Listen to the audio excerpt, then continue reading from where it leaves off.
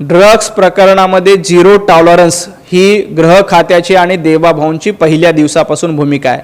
आज आपण बघतोय की महाविकास आघाडीचं सरकार असताना मोठ्या प्रमाणात ड्रग्सची तस्करी महाराष्ट्रामध्ये केली जायची, ड्रग्सचे रॅकेट होते, परंतु आता गृह खात्याच्या वतीने मोठमोठे ड्रग्स रॅकेट उद्ध्वस्त करण्याचं काम हे पोलिसांनी केलंय।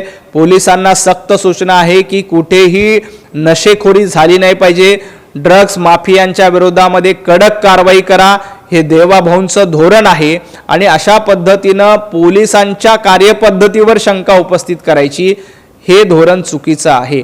जिथं मोठ्या प्रमाणामध्ये कारवाई केली जाते, पोलीस खातं सजग आहे, गृहमंत्री सतर्क राहून पोलिसांना सूचना करतायत आणि ड्रग्स विरोधामध्ये सगळ्यात जास्त कारवाई कुठे झाली असेल तर मुंबई आणि महाराष्ट्रात होते, कारण पोलिसांना फ्रीडम दिलंय आणि देवाभाऊंच्या सक्त सूचना आहेत की ड्रग्स बद्दल झिरो टॉलरन्स, कुठेही ड्रग्सची तस्करी किंवा ड्रग्सची विक्री खपून घेतली जात नाही।